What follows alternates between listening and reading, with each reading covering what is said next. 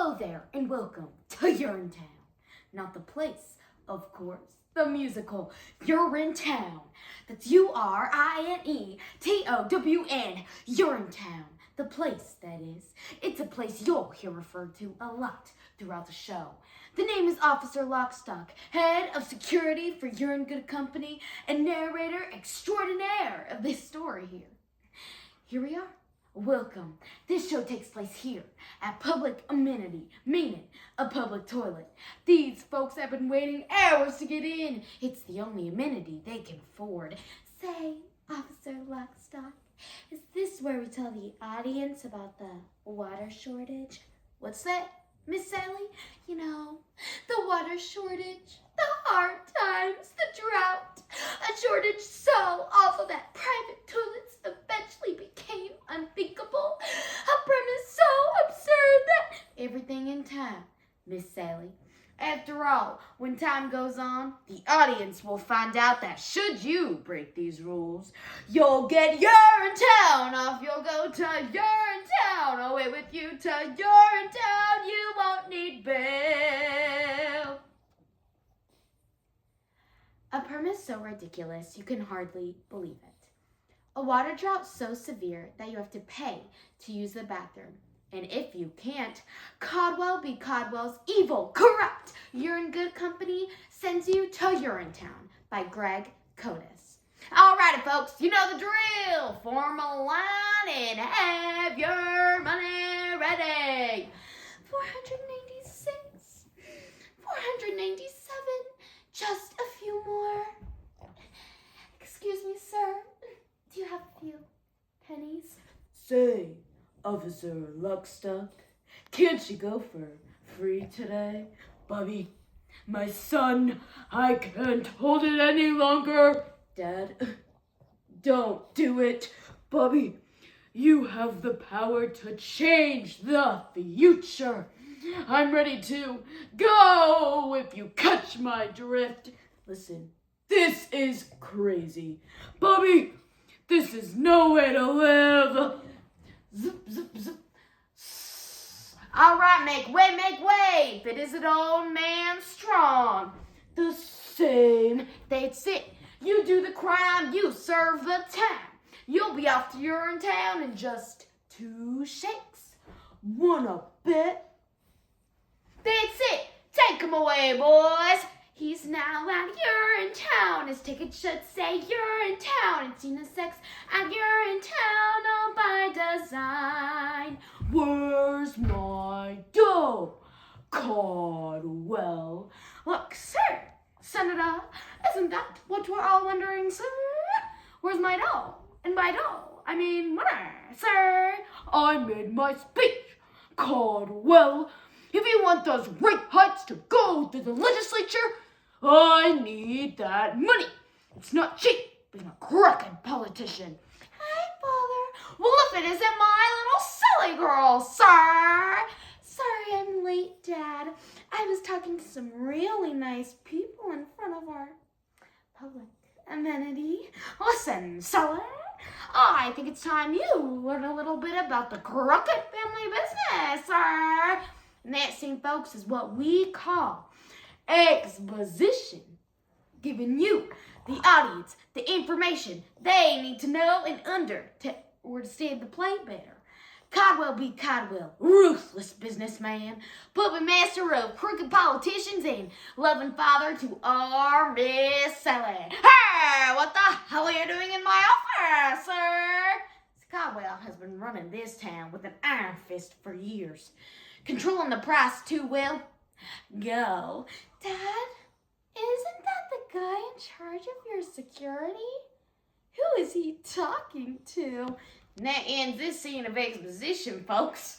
In the next scene, we'll see what happens when our Miss Sally gets a bit too familiar with our protagonist, Bobby, in a Urinetown. Would you stop that horrendous singing? That silly policeman. Who are you in?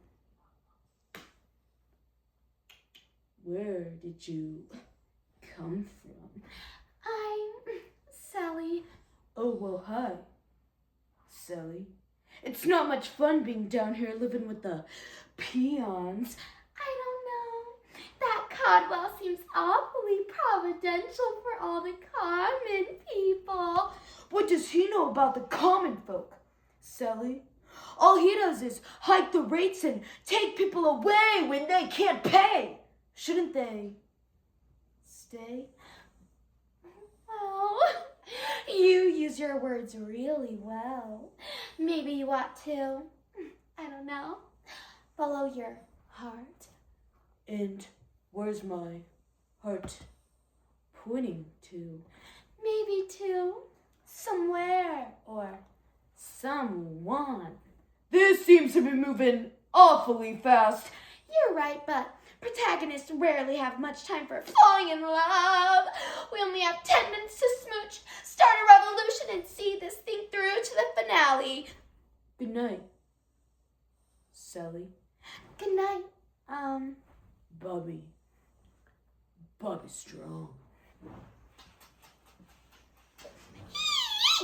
I love you, Bobby Strong. So, the daughter of our ruthless businessman, Codwell B. Codwell, is smooching lips with Bobby Strong, the revolutionary-minded youth. What could possibly go wrong? That's right. Today, everyone can use the amenity for free. Call me Part 1's Relieve Yourself in Freedom. No more paying to pee because we're free. The people are free. How can a fee enslave us? See how we can be free from the chains he gave us. Bobby, I didn't know you were going to start a revolution. Well, you told me in the lesson to follow my heart. So, here we are. I meant that we should fall in love, not start a revolution. Are you crazy? Oh. Oh, well. Your days of deprivation have just begun if this goes a moment longer, sir. Codwell. A little police brutality ought to teach these people their points. Officer Lockstock, show our little Bobby boy what happens. Dad, wait. All he wants is for people to be happy. Isn't that worth something?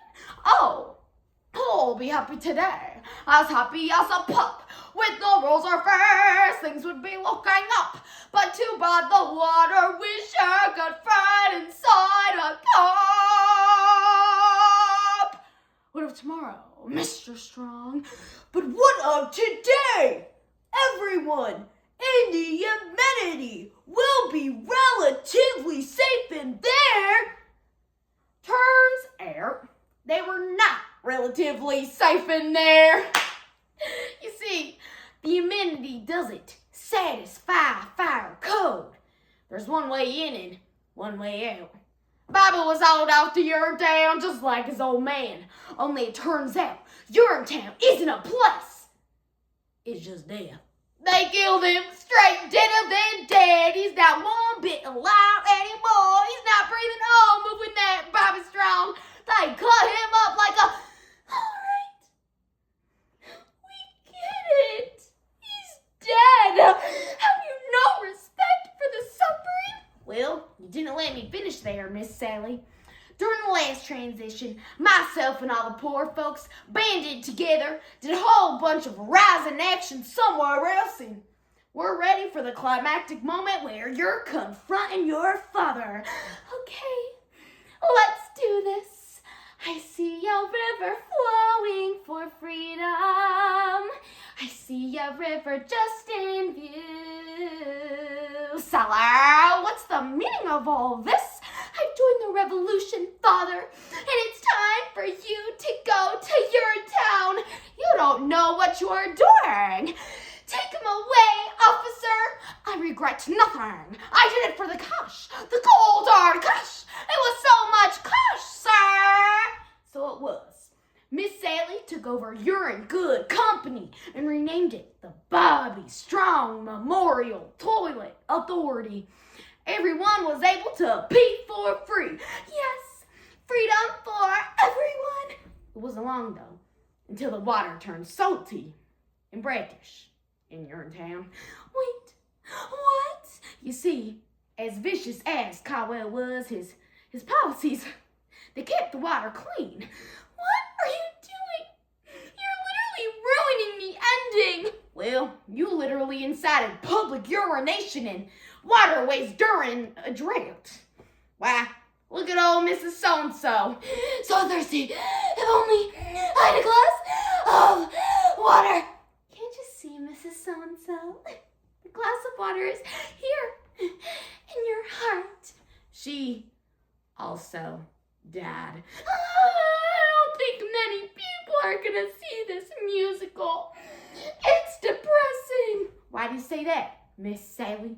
You don't think people want to be told their way of life are unsustainable? Well, maybe next time, folks, we'll see you in Urinetown.